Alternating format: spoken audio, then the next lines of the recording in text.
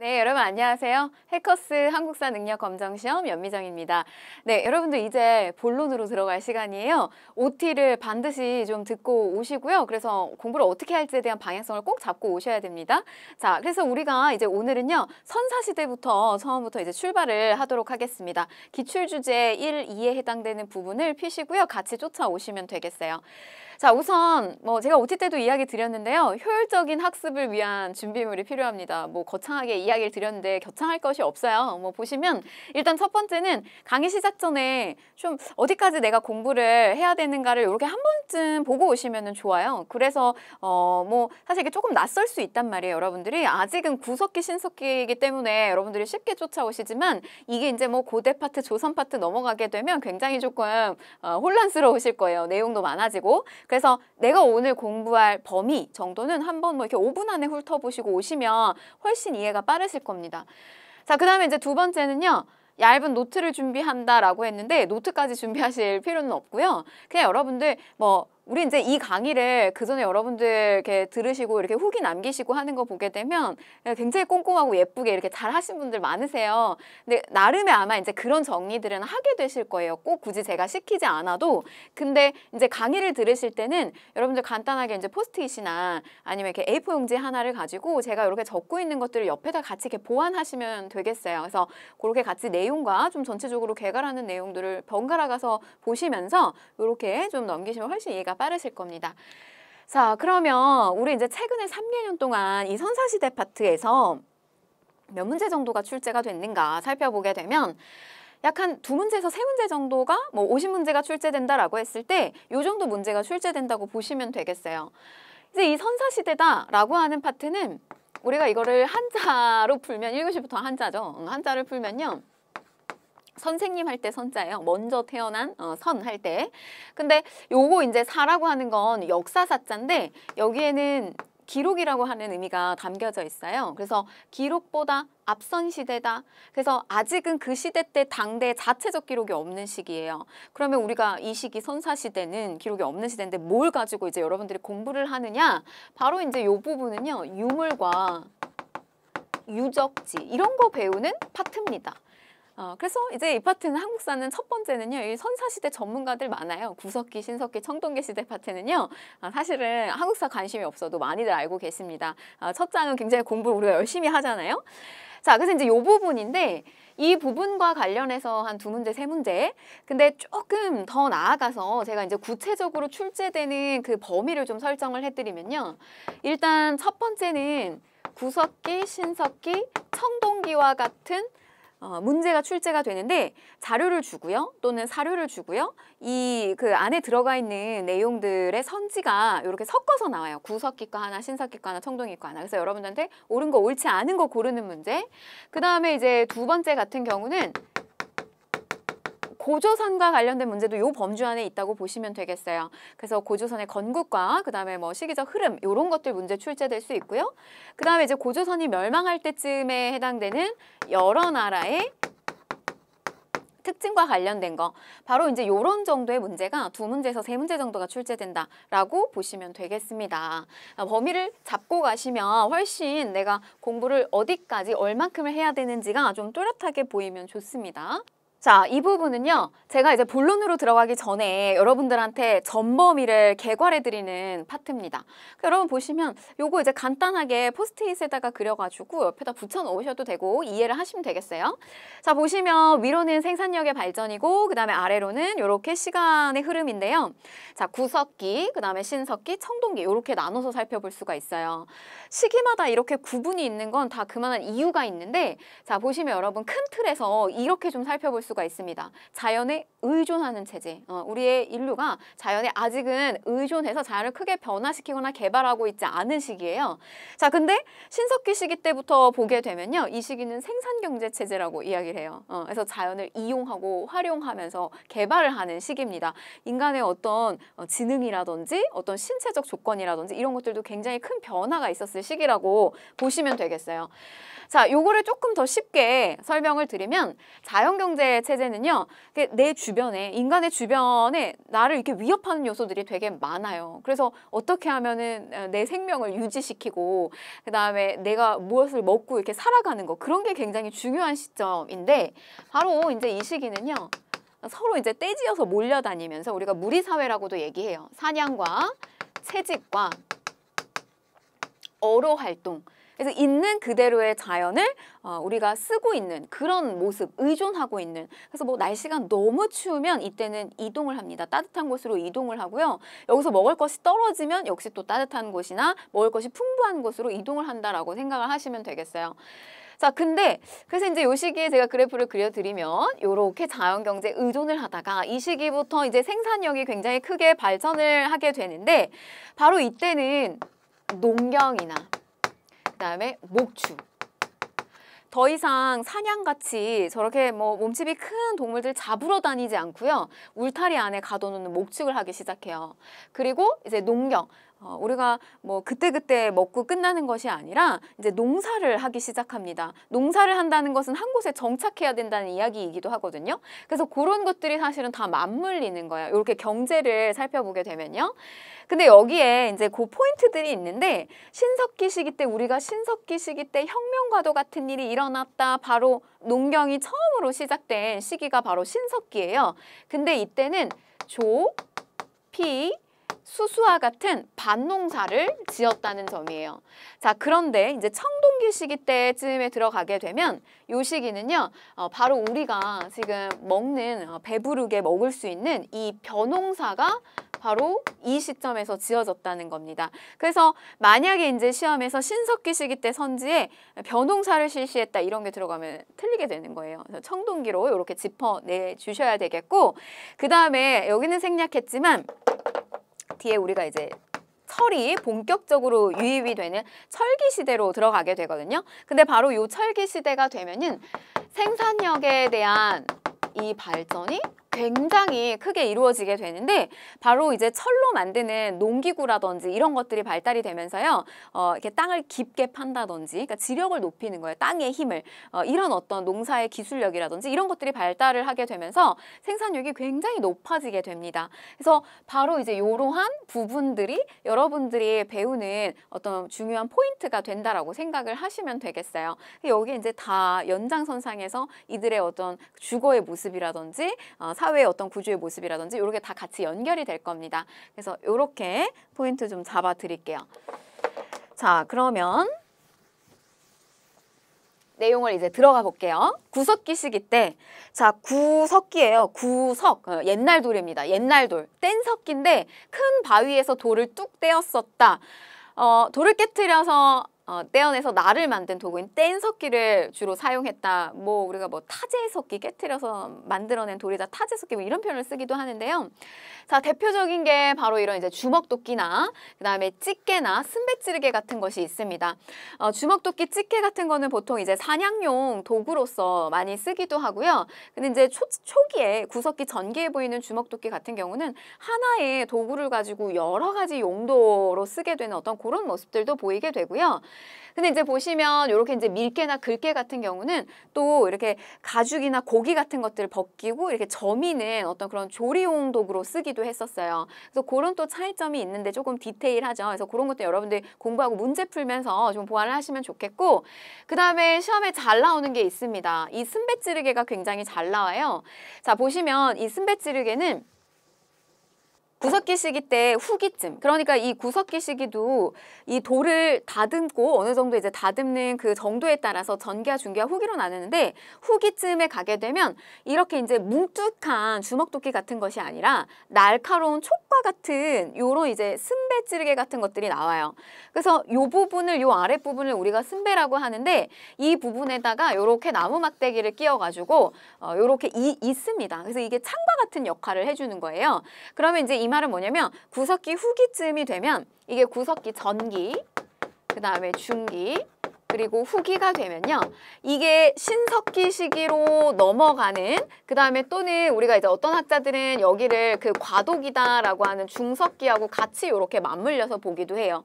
근데 날씨가 굉장히 따뜻해지거든요. 그래서 몸집이 큰 맘모스 같은 동물은 사라지고 아주 날쌘 토끼같이 빠른 동물들이 다녀요. 근데 이렇게 뭉툭한 돌을 가지고 잡을 수가 없잖아요. 그러니까 이런 이제 날카로운 촉이나 이런 이음 도구를 가지고 저렇게 이제 동물을 사냥하는 모습들이 보여진다고 보시면 되겠어요.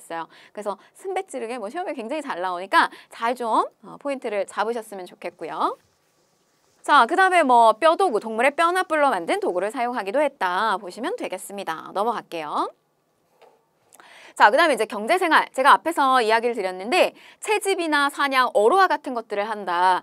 사냥을 해요. 무리지어서 떼지어서 다니면서 돌 들고 다니면서 왜 우리 뭐 옛날 애니메이션이나 만화 같은 거 보면 막 이렇게 우가우가 거리면서 막 다니잖아요. 그 모습이 실제로 그렇게 여럿이서 내 몸을 나보다 이제 덩치가 큰 이런 애들이 많으니까 동물이 많으니까 그들을 잡기 위해서 같이 무리지어 다니는 겁니다.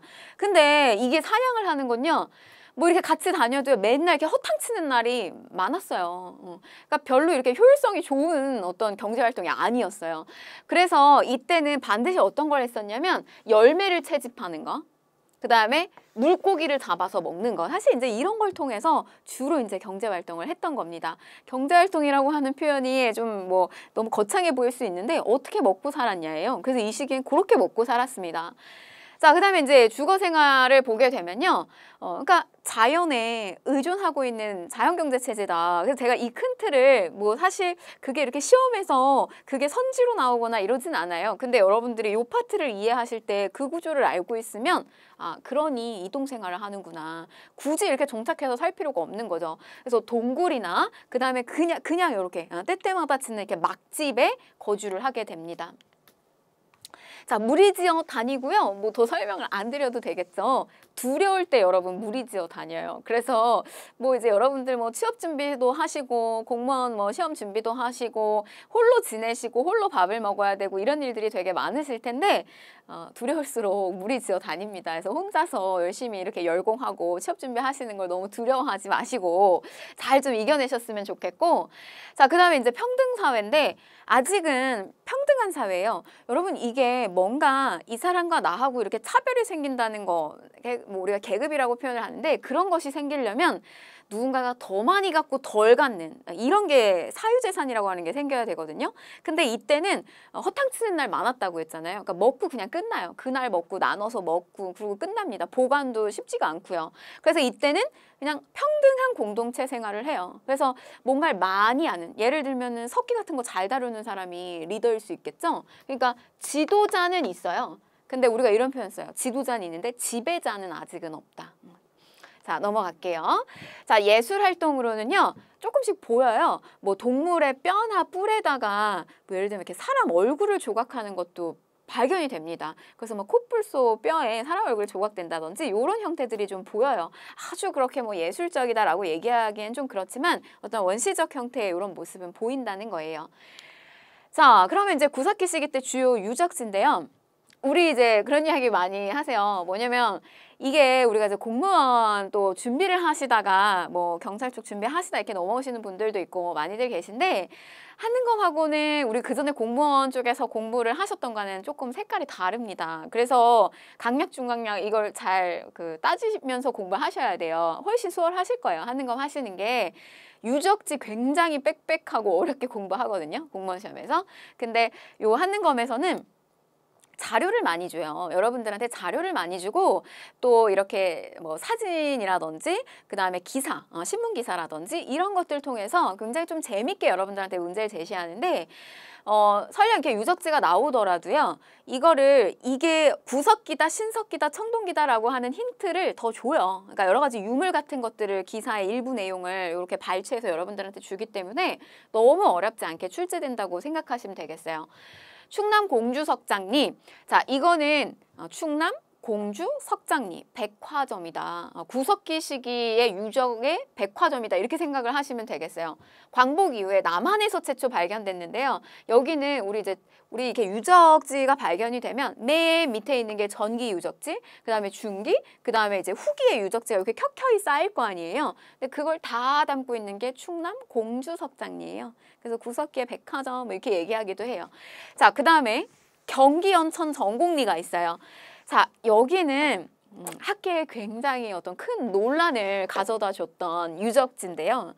이 경기 연천 전곡리는 이 하버드의 고고학자였던 그 모비우스의 학설이라고 하는 것이 있어요. 그래서 구석기 시대의 문화의 어떤 이분법으로다가 당시의 어떤 우리의 역사를 이렇게 설명하는 그 모비우스의 학설이 있는데, 그냥 쉽게 말해서 이 인도를 기준으로 해서요.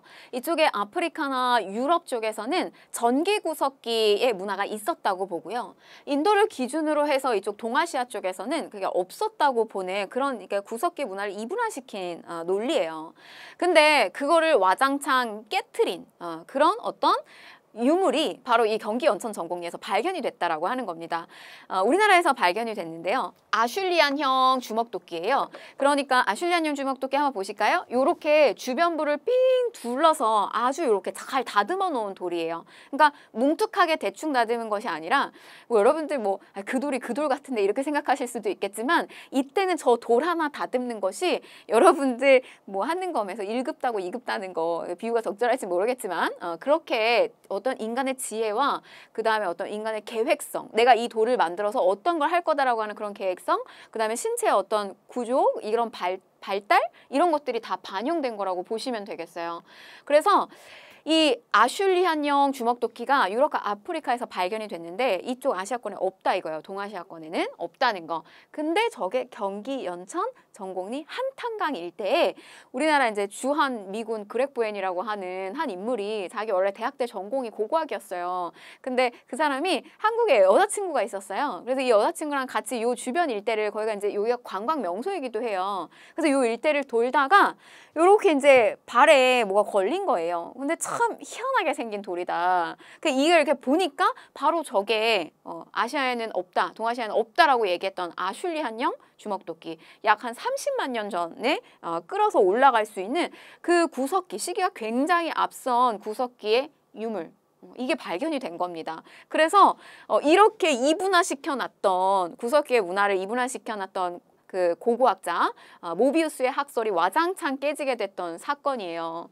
그래서 이거는 너무너무 중요한 사건입니다. 그래서 나중에 꼭 이 사건 때문만은 아니지만 그 그렉 보엔이라고 하는 그 인물과 주한미군 인물과 그 다음에 당시에 이제 그 여자친구, 우리나라 한국인 여자친구는 또 호인을 해가지고 결혼을 해가지고 이제 잘 살게 됐는데 알게 된 거는 그 이유는 이 사람이 고고학 전공을 했기 때문에 그걸 알 수 있었던 거예요. 사실 우리 눈으로 보기에는 조금 어려운 측면이 있었겠죠. 자, 아무튼 그래서 요거 이제 대표적으로 굉장히 여러분한테 잘 출제되는 부분이고요. 단골 주제라고 보시면 되겠어요. 이렇게 정리하고 넘어갈게요. 자, 그 다음에 이제 중석기인데, 중석기를 이제 중간에 과도기 시기에서 기후가 따뜻해지고 거대한 짐승이 사라지고 작은 동물과 식물이 번성하는 시기라고 보시면 되겠습니다. 그래서 우리가 순배찌르개 같은 거 좀 생각을 하시면 되겠고요. 이음 도구, 톱이나 창가 같은 것들 제작하는 요런 도구들이 발견이 되기도 했다 넘어가시면 되겠어요. 자, 그 다음에 간석기인데요. 돌을 갈아서 여러 가지 형태와 용도를 가진 간석기를 만들어서 사용했다. 자, 여러분 보시면 여기는 이제 신석기 파트로 넘어가는 시기예요. 앞에서 돌에서 뚝 떼어낸 다음에 이렇게 다듬는 형태가 아니라 요거를 그 용도에 맞게끔 아주 이렇게 갈아서 만든, 갈고 닦은 그런 이제 석기라고 보시면 되겠는데, 주로 또 나오는 이 유물의 모습도요, 이 도구의 모습도 보게 되면 이런 거 갈판, 그 다음에 갈돌, 이게 뭐냐면 안에다가 곡식을 넣고 이렇게 갈 때 쓰는 거란 말이에요. 그래서 이걸 가지고 이제 우리가 뭘 아느냐, 이 시기는 농경 사회였구나라는 걸 우리가 판단할 수 있는 거죠. 그러니까 재밌어요.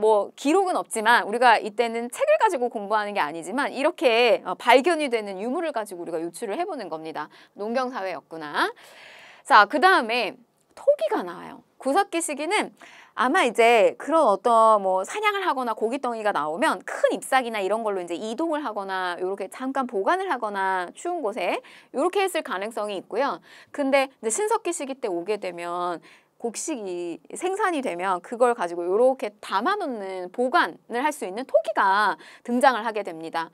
대표적인 토기가요, 빗살무늬 토기예요. 빗살이 요렇게 그어져 있어요. 근데 여러분 이게 대표적으로 신석기 시기 때 빗살무늬 토기가 있고 그 다음에 청동기 철기 시기로 가고 뭐 여러분들 생각해 보면 저렇게 움푹 파여져 있는 우리 뭐 현대 사회의 이렇게 도자기를 보게 되면 이렇게 아주 맨들맨들 하잖아요. 시계가 지나가면 맨들맨들합니다. 그래서 민무늬가 나와요. 청동기나 철기는 대표적으로 민무늬. 요거 이제 반복해서 나올 겁니다. 근데 신석기 시기는 분포 지역이 이 빗살무늬가 굉장히 넓고요. 그리고 오래 사용했어요. 그래서 신석기 시기 때 대표성을 띠는 토기가 바로 이 빗살무늬 토기입니다. 뭐 여러 가지 좀 추정되는 것들이 있는데요. 뭐 당시 신석기인들의 어떤 미적 감각을 보여주기도 한다라고 하기도 하고 또 사실 이때는 흙의 재질도 별로 좋지 않고 가마터 기술도 발달이 안 돼가지고 왜 우리 막 이렇게 소세지 같은 거 먹으면 거기다가 이렇게 빗금을 치잖아요. 공기가 빠져나가고 잘 익게끔. 그래서 그런 차원에서 그러니까 깨지지 말라고 이 토기가 만들어진 게 깨지지 말라고 이렇게 빗금을 구워줬다라고 하는 뭐 그런 견해도 제시가 되고 있습니다. 빗살무늬 토기. 근데 여기서 여러분들 우리 이거 좀 심하란 말이에요. 이게 우리가 기본 과정에서는 빗살무늬 하면 끝나는데 조금 더 들어가서요. 여기 일은 그러니까 민무늬는 청동기 철기에 해당이 된다. 근데 저기 앞에 이 민무늬가 신석기 시기 때도 발견이 된 거예요. 그래서 앞에 이른을 붙입니다. 이른 민무늬, 빗살무늬 토기. 자, 대표적 토기입니다. 자, 그 다음에 또 다른 점이 있어요. 이 신석기 시기는 수공업. 여러분 수공업은 무언가를 만들고 제작하는 게 수공업이죠. 근데 요때 당시에 가락바퀴 요렇게 끼워가지고 나무 막대를 끼워서 실을 계속 이렇게 여기다가 이제 그 원료가 되는 말하자면 이제 재료 같은 것들 여기다 끼워서 이렇게 실을 뽑아내는 거예요. 그래서 원시 수공업의 형태가 보여집니다. 신석기 시기는. 그래서 가락바퀴와 뼈바늘 같은 거, 뼈바늘 같은 경우도 동물의 뼈를 통해서 이렇게 이제 바늘을 만들어내는 형태, 이런 것들이 발견이 되는 거예요. 그래서 신석기 시기는 대략적으로라도 이렇게 옷이나 이런 것들을 만들어내는 작업들을 했구나 이런 걸 판단할 수가 있죠. 자, 그 다음에 생각해 보세요. 농사를 짓잖아요. 신석기 시기 때. 그럼 농사를 하면 이제 더 이상 이동하지 않는 거예요. 왜냐면 먹을 것을 내 옆에다가 만들어 놓는 어떤 체제로 들어간 거기 때문에. 그래서 이 시기로 들어가게 되면 농경과 목축의 시작으로 정착생활하면서 강가나 바닷가에 움집을 짓고 거주합니다. 근데 여기도 한번 체크를 할게요. 우리 강가나 바닷가에 움집을 짓습니다. 강가나 바닷가에 움집을 짓는 데는 또 그만한 이유가 있어요. 왜냐하면 농경사회, 그러니까 농사를 짓기는 하지만 이들이 먹고 사는 게 주가 아직은 농사가 아닌 거예요. 잘 안 됐겠죠, 농사가. 그러니까 강가나 바닷가에서 이런 어로 활동을 하는 것이 아직은 필요한 거예요. 그래서 저런 주변부에 신석기 시기 때 유적지 집터가 많이 발견이 돼요. 자, 움집이에요. 움푹 이렇게 지하, 반지하 형태로 파져 있는 것이 움집입니다. 근데 이 움집인데 이 신석기 시기 때 움집은요, 요렇게 중앙에 화덕이 있는 게 특징이에요. 그래서 요렇게 위에서 아래를 내려다보게 되면 여기가 요렇게 그을려져 있어요. 그리고 실제 저 여기 이제 가봤는데 가서 보시게 되면 요런 데 이제 주변부에 요렇게 뚫려 있는 곳이 있는데 요런 데다 뭐냐면 요렇게 뾰족한 빗살무늬 토기를 꽂아 놓는 그런 공간이기도 합니다. 한 4명, 5명 정도 거주할 수 있는 곳이고요. 그래서 요렇게 생겼어요. 보시면 요렇게. 자, 부족사회예요. 혈연을 바탕으로. 그러니까 앞에는 우리가 구석기 시기는 막 떼지어 다니는 무리사회고 같이 힘을 모아서 자기를 보호하는 시대라면 이 시기에는 이제 혈연을 바탕으로 해서요. 씨족이라고 하는 단위가 생기고 또 요렇게 씨족 간의 어떤 결합을 통해서 부족이라고 하는 뭐 단위까지 이렇게 형성되는 이런 어떤 부족의 형태가 보여집니다. 역시 구석기, 신석기까지요 평등한 공동체 사회예요. 그래서 아직은 뭐 연장자나 배움이 있는 자 이런 자들은 있지만 지배자는 없습니다. 자, 넘어갈게요.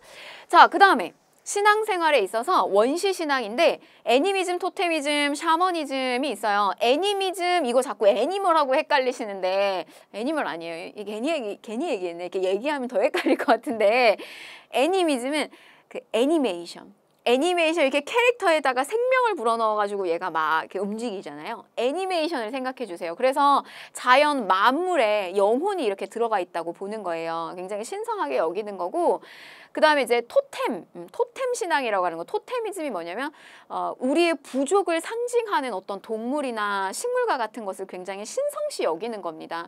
그래서 예를 들면 그런 게 이제 뭐 나라마다 뭐 또는 뭐 특정 어떤 부족이나 이렇게 건국 신화에 반영이 돼요. 그래서 우리나라 같은 경우 곰과 호랑이와 관련된 이제 건국 신화가 있죠. 그리고 뭐 대학교나 뭐 이런 데 보게 되면 어떤 기업이나 이런 데 보게 되면 그 학교를 상징하는 이렇게 토템이 있잖아요. 그래서 뭐 독수리라든지 뭐 호랑이라든지 이런 것들 다 사실은 여기에 연장선상에서 볼 수가 있고요. 그 다음에 이제 샤머니즘, 무당이죠. 얘는 뭐냐면 하늘과 땅을 연결해 주는 겁니다. 무당 무자예요. 그래서 저렇게 하늘과 땅을 연결해 주는 존재, 저런 것들, 주술을 믿는 행위들, 샤머니즘 이런 것들이 있다고 보시면 되겠어요. 자, 근데 애니미즘, 토테미즘, 샤머니즘 이런 게 언제 나오느냐? 이게 바로 신석기 시기 때 나온다라고 하는 거예요. 그러면 왜 저게 신석기 시기 때 나올까? 그러니까 약간의 이제 이런 거죠. 그러니까 뭐냐면 이 자연이라고 하는 것이 굉장히 중요해진 시점이에요. 그러니까 자연을 읽고 그리고 또 자연이 어떻게 보면 조금 두렵기도 해요. 왜냐면 저 자연에 따라서 내 농사를 망칠 수도 있고 농사가 잘 될 수도 있고 막 풍요로워질 수도 있잖아요. 두렵기도 하면서 한편으로는 이렇게 경외스럽기도 하고요. 그러면서 자연에 대한 어떤 계속되는 어떤 그런 기원, 믿음, 우리가 농사를 잘 됐으면 좋겠다라고 하는 그런 어떤 원시적인 형태의 신앙. 그래서 자연 만물에 계속해서 이렇게 뭔가 기원하는 듯한 그런 신앙이 이 신석기 시기 때 보여진다라고 보시면 되겠습니다. 그러니까 풍요로운 생활, 경제 활동을 할 수 있는 거에 대한 염원이 반영된 거라고 볼 수 있어요. 자, 그 다음에 예술 활동, 뭐 마찬가지 구석기 시기 때도 소소하게 보였는데 신석기 시기 때도요, 뭐 예를 들면 이렇게 조개 가면이 발견되는데 여기에 막 이렇게 사람 얼굴같이 이렇게 찍혀져 있는다든지 뭐 이런 조개 껍데기 가면 이런 장식품들이 보여지고요. 이게 나오면 여러분 신석기예요. 왜냐하면 이렇게 강가나 바닷가 근처에 저 조개 더미가 많이 발견된 유적지가 신석기 유적지예요. 그런 거 연결시키시면 되겠고요. 자, 그 다음에 이제 유적지 보실게요. 주요 유적지인데 유적지 막 이렇게 많이 나와요. 사실 이거 많이 나오는 것도 아니고 굉장히 중요한 거 여러분들한테 추려드리는 겁니다. 근데 여러분 보시면 공통점이 있어요. 이게 어떤 공통점이 있냐면 바로 제가 아까 이야기 드렸던 이들의 주거지예요. 위치. 강가나 바닷가 근처에 있다는 거.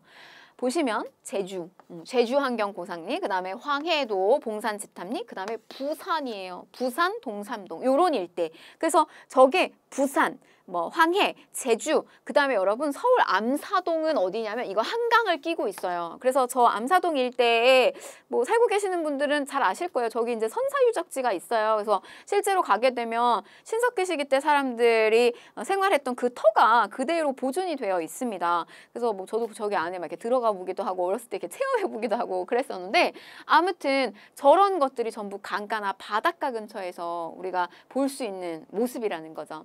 뭐 나머지는 보시면 되겠는데 여러분 여기서 이제 하나 보시는데요. 이렇게 탄화된 좁쌀이라는 거예요. 이 일대에서 신석기 유적지 일대에서 나오는 거는 탄화미라고 하면 틀려요. 벼농사가 아니고 이제 좁쌀 같은 겁니다. 그래서 조피, 수수화 같은 이런 밭농사 일대라는 것을 좀 기억을 하시고 그다음에 부산 동삼동 일대에서는 이런 이제 조개 무덤, 조개의 어떤 껍데기 같은 것들이 많이 이렇게 나오는 형태, 이런 것들도 신석기와 관련이 있구나. 이렇게 보시면 되겠어요. 자, 문제를 풀어보도록 하겠습니다. 자, 구석기. 가시대의 사회 모습으로 옳은 것을 골라라 라고 했는데 뭐 쭉 나와요. 이런 형태로 문제가 출제가 됩니다. 근데 이제 보시면 여기에 힌트가 있어요. 주먹도끼, 몸돌, 격지, 집게 다양한 유물이 출토가 되었습니다. 어렵지 않죠? 그래서 요거는 구석기구나. 자, 1번 보시면 가락 바퀴를 이용해서 실을 돌돌돌 이렇게 뽑아냈구나 라고 하는 건 원시 수공업 형태니까 요거는 신석기입니다. 신석기. 자, 그 다음에 2번. 주로 동굴에 살면서 사냥과 채집을 하였다. 정답 2번이네요. 자, 3번 보시면 거푸집을 이용하여 세형동검을 제작하였다라고 했는데 요거는 곧 배울 거예요. 우리가 이제 청동기 철기 시기로 가게 되면 배우게 될 겁니다. 뭐 요거 뭐 체크해야 되면 세형동검 뭐 이거 철기 시기 이렇게 체크해 드릴 거고요. 자, 4번. 빗살무늬 토기를 만들어서 식량을 저장하였다. 신석기. 자, 쟁기나 쇠스랑 등의 철제 농기구가 본격적으로 사용됐다. 철기. 요렇게 보시면 되겠습니다. 자, 다음 청동기 보실게요. 약 기원전 2000년경 무렵부터 구리를 여러분들 아실까요? 구리 뭐 이게 옛날에 이렇게 전선을 까보면 알 수 있는데 뭐 옛날에는 그런 거 뭐 학교 다닐 때 이렇게 전선 까가지고 안에 이렇게 들여다보기도 하고 뭐 꼭 굳이 아니더라도 뭐 과학 시간이나 뭐 이럴 때 한 번씩 우리가 그 구리 이렇게 만져볼 시간이 있거든요. 근데 보면 쟤는 구리는 조금 말랑말랑해요. 근데 요게 이제 너무 무르니까 여기다가 이제 주석이나 아연 같은 것들을 섞어가지고 푸른 구리예요. 말하자면 조금 단단하게 만들어줍니다. 요게 바로 이제 청동기인데요. 이 청동기가 가지고 있는 특징이 있어요. 뭐냐면 저건 아무나 가질 수가 없어요. 굉장히 귀한 거고요. 또 조금 무릅니다. 아주 이렇게 철에 비해서 단단하지 않아요. 그래서 이런 걸 머릿속에 딱 장착하시면 좋아요. 귀한 거고요. 좀 무르구나. 그래서 여러분 이건 아무나 가질 수가 없기 때문에 바로 이제 저걸 가진 자와 못 가진 자 이런 구분이라고 하는 것도 생기는 시대입니다. 청동기 시대요. 그래서 보면 이제 요 시기 때 우리나라 최초의 국가인 고조선이 출현을 하게 됩니다. 요거는 조금 더 제가 보완을 해드릴 거예요. 자, 그럼 보시면 도구 보면요. 청동은 재료가 귀하고 다루기 어렵다. 그래서 주로 의식용 제사 지낼 때 도구나 아니면 무기로 이제 사용을 하게 되고요. 이 청동기라고 하는 제품으로 만들었던 걸 보게 되면 대표적으로 비파형 동검이 있어요. 무기로 썼을 것이다. 뭐 이런 견해도 있고요. 근데 이건 무기보다는 뭐 장식용이었을 것이다. 뭐 여러 가지 조금 견해들이 있는데 뭐 용도에 대해서 뭐 물어보진 않을 거고요. 이 비파형 동검이 청동기 시기 때 대표적 도구구나라는 걸 좀 기억을 하시고 그 다음에 거친 무늬 거울이에요. 청동 거울. 무늬가 거친 무늬. 그 다음에 청동 거울과 뭐 청동 방울 같은 것들이 보여진다. 그러니까 주로 이제 저런 것들은 지배층들. 그러니까 이 시기는 이제 피지배층과 지배층이라고 하는 요런 이제 계급이 발생하는 시기거든요. 그래서 이때로 들어오게 되면은 이런 어떤 지배자들이 자기 몸에다가 이제 블링블링 저런 걸 다는 거예요. 청동 방울, 막 그냥 청동 거울. 그래서 막 의도적으로 언덕 위에 올라가서 햇볕이 이렇게 비치는 데를 서요. 그러면은 막 사람들이 이렇게 아래에서 올려다보면서 너무나 이렇게 신성하게 느껴지는 거죠. 저 존재가. 그래서 이제 그런 것들이 펼쳐지는 시기가 바로 청동기입니다. 자, 석기. 근데 이제 여러분 여기서 실수하시면 안 되는 것이 바로 이 반달돌칼이라고 하는 거예요. 이 반달돌칼은 여러분, 그러니까 이게 청동이라고 하는 제품이 들어왔지만 이 청동은 너무너무 귀하다. 그래서 이 청동을 가지고 농사를 짓는다는 건 뭐 이 시기에 금을 가지고 뭐 농기구를 만들어 땅을 판다는 이야기랑 똑같은 이야기예요. 그래서 이 시기는 석기를 여전히 씁니다. 근데 여전히 농기구를 쓰는 데 있어서는 돌칼이네요. 돌칼. 그래서 요렇게 새끼줄을 묶어가지고 저걸로 이렇게 수확하는 데 씁니다. 반달, 돌칼. 요렇게. 자, 그 다음에 제가 민무늬 톡이 잘 나온다고 했어요. 신석기 시기 때 빗살무늬 톡이 있고요. 그 이후에 이제 청동기나 철기 시기로 가게 되면 민무늬가 줄을 잃어요. 근데 여러분들 뭐 시험에서 송국리식 톡이, 미송리식 톡이 이거 유적지 지역이에요. 그래서 저기서 나온 톡이다라고 하는 건 거의 이제 민무늬를 얘기하는 거예요. 그래서 저기 지역명만 붙여서 이제 미송리식 톡이. 미송리식 톡이 같은 경우는 조금 다르기는 합니다. 이렇게 손잡이가 달린 톡이라 특징적인 점이 있는데 어쨌든 민무늬. 그 다음에 붉은 감토기. 우리 그 적색 산화철 같은 그 화장품에다가 넣을 수 있는 그런 안료를 안에다가 이렇게 바르거든요. 그래서 붉은색인데 이렇게 맨질맨질 이렇게 다듬은 거예요. 그래서 마치 유약을 바른 것처럼 그런데 유약을 바른 건 아니에요. 붉은 감토기. 조금 난이도가 올라가죠. 근데 일단은 민무늬를 잡으시고 그 다음에 붉은 감토기까지 보시면 좋겠어요.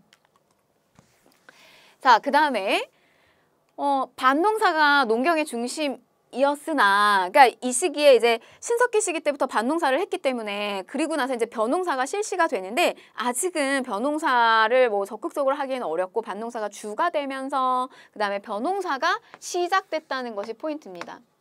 제가 뭐 이렇게 역사 수업을 할 때요 이런 얘기 하는데 뭐 예를 들면 우리가 그러니까 이렇게 벼농사 해가지고 쌀을 우리가 밥이죠 밥 우리의 주식 그러니까 이렇게 이제 쌀을 먹는데 쌀 먹던 시대에서 갑자기 이제 우리가 밀가루를 통해서 막 아주 이렇게 막 그럴듯한 예를 들면 뭐 케이크 같은 거 이런 거 먹게 됐어요.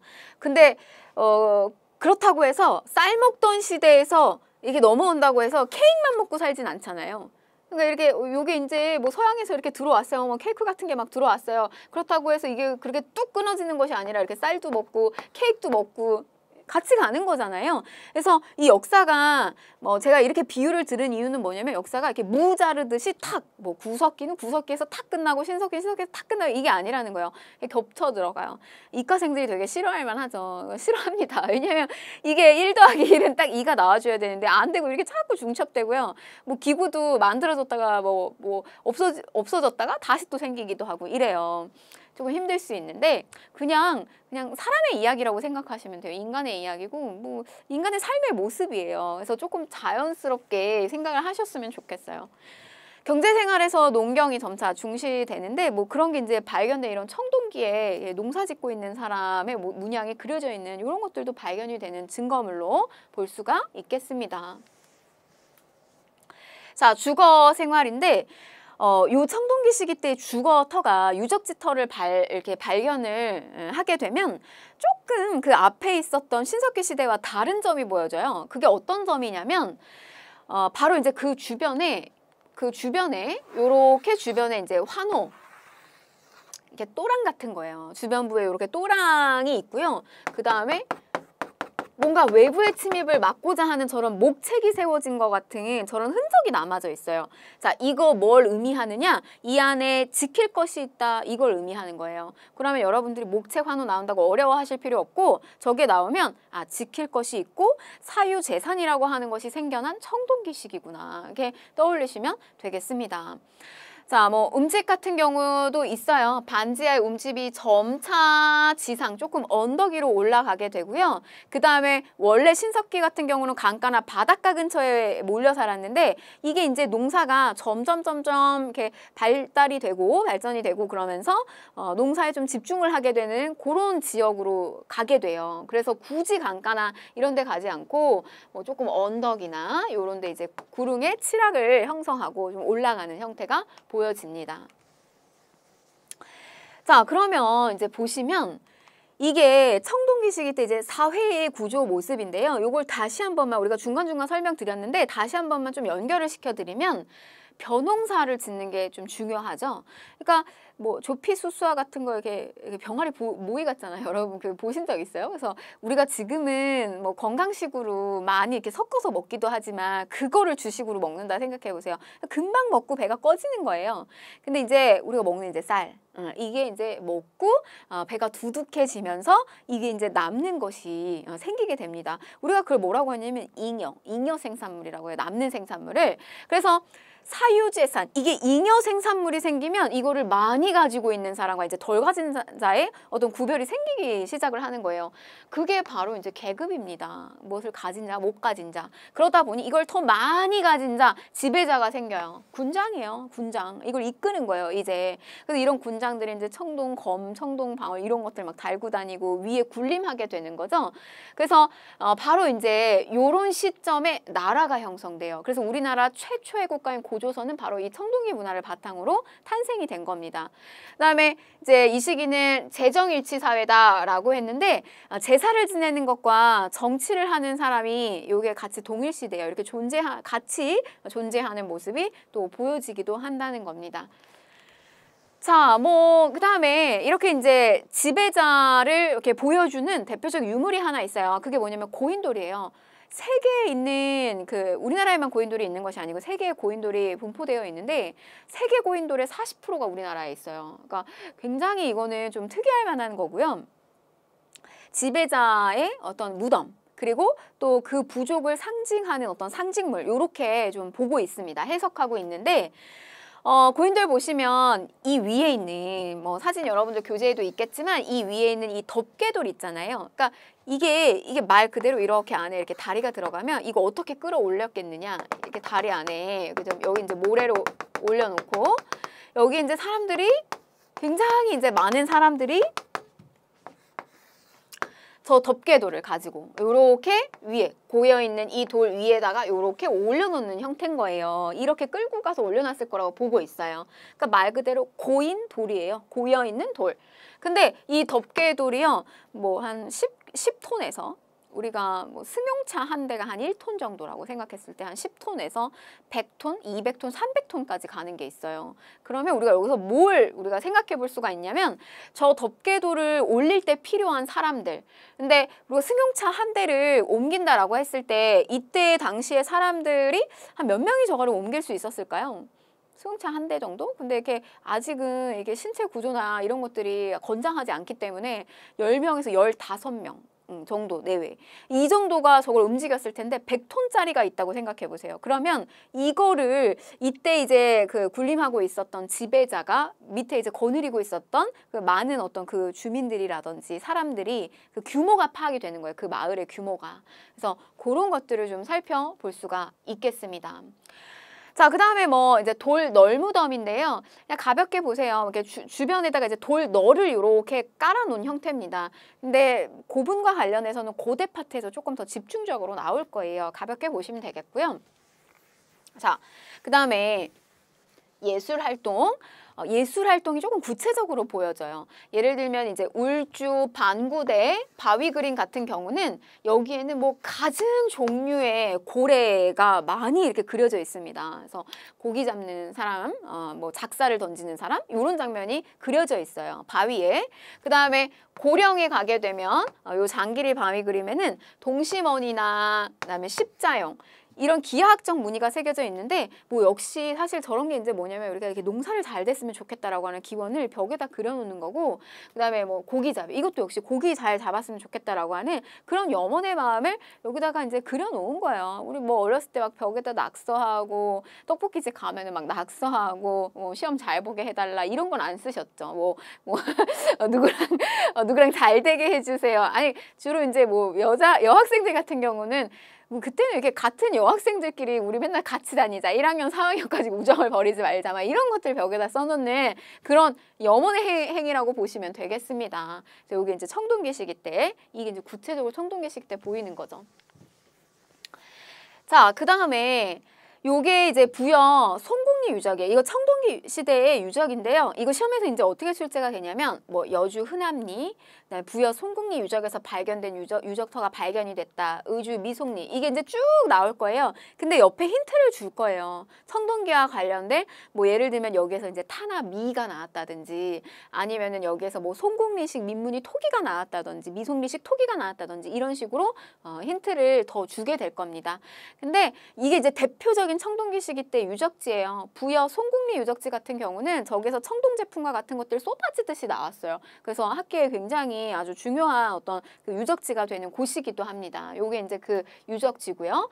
그래서 좀 기억을 하고 계시는 게 문제 푸는데 좀 속도가 빨라질 수 있겠죠. 자, 그 다음에 철기 시기로 넘어가게 되면 다 앞에서 개괄을 했기 때문에 특별히 어려울 게 없어요. 철제, 농기구. 그러니까 이게 그전에 돌 쓰고 그다음에 철을 쓰면서 더욱더 깊이 갈 수 있고 농사를 잘 지을 수가 있게 된 거죠. 저런 이제 농기구의 발달과 그다음에 여러분 보세요. 또 무기. 이게 철제 무기가 생기면 그 전쟁의 양상이 더욱더 과격해지겠죠. 더욱더 세지겠죠. 그래서 이 철기 시기를 바탕으로 해서 이런 정복 활동과 전쟁들이 더 치열하게 벌어집니다. 그래서 저 철로 만든 무기를 가지고 이제 나라가 나라를 이제 정복하고 무너뜨리고 이러면서 더 큰 나라를 만들고 이제 이런 형상이 철기 시기 때 들어와서 보여지는 거예요. 그게 이제 말하자면 고대 국가, 고구려, 백제, 신라 이런 게 다 철기 시기고 뭐 지금까지도 철 제품을 쓰기 때문에 철기 시기 라고 보시면 되겠어요. 자, 철기 시기 때 있었던 그 제가 얘기했죠. 청동기가 꼭 청동기 시기 때만 나오는 게 아니다. 그러면 이제 철기 시기 때는 이 청동 제품은 어떻게 되냐면 무기가 철기 무기를 많이 쓰잖아요. 굳이 청동을 안 쓰죠. 그러니까 청동기는 주로 제사용품을 많이 쓰게 된다는 거예요. 의식용 도구로 많이 썼다는 그 의미가 되는 거고요. 철기 시기 때 또 대표적인 도구가 발견이 되는데 그게 하나가 이제 거푸집. 거푸집은 저 주형 틀을 통해 가지고 이제 도구를 만드는 거예요. 저 무기를 만드는 건데 저게 이제 뭐 붕어빵 틀 같이 생겼죠. 그래서 저걸 이제 독자적인 우리의 뭐 청동 제품을 만들어냈다는 증거이기도 해요. 그래서 저게 후기 청동기에서 철기 시기로 이렇게 잡고 가시면 괜찮습니다. 그래서 이런 것들이 이제 발견이 되고요. 그 다음에 우리 아까 청동기 시기는 비파형 동검이 대표적이었어요. 근데 이 시기로 오게 되면 철기로 오게 되면 비파가 아니라 더 날렵하고 날카로운 세형 동검. 그 세발낙지 있잖아요. 세발낙지. 그 세발낙지 할 때 세자가 이 세자예요. 근데 이제 세게 아니고 되게 가느다랗다는 거. 이런 세형 동검이 나타나는 거. 그 다음에 청동기는 거친 무늬잖아요. 근데 여기는 이제 잔무늬입니다. 잔무늬. 자, 이게 난이도가 조금 올라가면요. 우리 아까 청동기 시기 때 있었던 붉은 간토기가 있는데 여기에는 이제 흑연 같은 것들을 발라서 맨들맨들한 검은 간토기가 나와요. 너무 헷갈린다. 검은 간토기, 이거 철기식이잖아요. 그 철의 색깔하고 좀 비슷하게 생각을 떠올리면서 검은 간토기는 철기, 그 다음에 요 약간 붉은색을 띠는 붉은 간토기는 청동기예요. 그래서 그런 거 정도 구분을 하시면 뭐 사실 조금 난이도 올라갑니다. 자, 그 다음에 이제 사회생활은 청동기의 연장선이라고 보시면 되겠어요. 계급의 분화는 더욱더 심해지고요. 그 다음에 돌널 무덤이 아까 나왔는데 여기는 널 무덤이에요. 그냥 구덩이 파고 이렇게 나무널 같은 것들 널을 안에 넣고선에 이렇게 시신을 묻는 형태입니다. 동무덤인데요. 이 동무덤 같은 경우는 이렇게 독을 우리가 옹감묘라고도 얘기해요. 요 항아리 같은 걸 2개를 붙여놓는 이런 형태. 실제 뭐 박물관에 가면은 뭐 저는 많이 봤는데 이렇게 작은 것도 옆에 같이 붙어 있기도 해요. 그러면 요거는 이제 어린아이 시신을 보관해 놓는 그런 관이라고 보시면 되겠어요. 요런 게 이제 철기 시기 때 주로 보여진다는 거. 자, 그 다음에 철기 시기 때 또 특징적인 것이 있어요. 어떤 특징이 있냐면 철기 시기는 제가 얘기했지만 굉장히 이제 규모가 커지는 시기예요. 이 철이라고 하는 제품을 쓰고 농사도 발달이 되고요. 그래서 이 시기는 다른 나라하고 이제 교류하기 시작한다. 한반도가 아니라. 근데 여기서 뭐가 발견되냐면 명도전, 반량전, 이 명도전이라고 하는 화폐예요. 이런 게 우리나라 땅에서 발견이 되는 거예요. 근데 저거는 중국 화폐거든요. 그래서 이때 당시부터는 이제 나라와 같이 이렇게 교류를 하는 모습이 보여지는구나. 이거를 알 수 있게 된다는 겁니다. 자, 그래서 중국하고의 교류를 했구나 이런 걸 알 수 있고 그 다음에 또 붓이 발견됐어요. 경남, 창원, 다호리 붓 이렇게 얘기하는데 우리는 아직 글자가 없잖아요. 우리는 문자가 없단 말이에요. 근데 저 붓이 발견이 된다는 거 우리가 뭔가를 썼다는 이야기인데 근데 뭘 썼냐? 한자를 썼다는 이야기예요. 그래서 이런 한자 사용에 같이 중국하고 이렇게 교류하면서 있었구나라는 것을 알 수가 있게 됐습니다. 자. 문제 풀어볼게요. 청동기. 자, 가시대의 생활 모습으로 옳은 것은 자, 부여성공리는 문제 여기 이렇게 출제되는 거예요. 근데 알려준다고요. 비파형 동검, 거푸집. 거푸집이 조금 헷갈릴 수도 있어요. 저게 이제 청동기의 어떤 후기 청동기 부분에서 그다음에 철기 시기 때 요 시기에 이제 많이 나온다고 보시면 되는데 안 헷갈리게 출제가 될 거니까 걱정 안 하셔도 되고 비파형 동검, 부여성공리유죠. 그 다음에 또 뭐라고 되냐면 뭐 고인돌 뭐 이런 거 나오잖아요. 그러니까 요거는 이제 청동기식이에요. 자, 주로 동굴이나 맛집에 거주하였다라고 했는데 요거는 이제 구석기. 그다음에 철제 농기구를 제작하여 사용하였다라고 했는데 요거는 이제 철기죠. 자, 소를 이용한 기피가리가 일반화됐다라고 했는데 요거는 이제 곧 배울 겁니다. 요거는 이제 고려시대나 가야 나오는 거고요. 자, 4번 보시면 계급이 없는 평등한 공동체 생활을 하였다라고 했는데 청동기 시기는 계급이 발생하는 사유재산이 생기는 시대예요. 그래서 이거는 뭐 구석기나 신석기. 자, 그다음에 5번 반달 돌칼을 사용하여 곡물을 수확하였다. 그래서 역시 농기구로는 돌칼을 사용했다는 거. 그래서 정답은 5번이 되겠습니다. 네, 이렇게 해가지고요. 우리가 선사시대의 첫 번째 우리가 기출 1, 2주제를 마무리를 해봤고요. 다음 강의 주제는 선사시대 기출주제 3, 4에 해당이 됩니다. 이제 나라가 등장을 할 차례잖아요. 그래서 고조선과 여러 나라의 특징과 관련해서 배우도록 할 겁니다. 복습 잘 하시고 들어오시면 되겠습니다.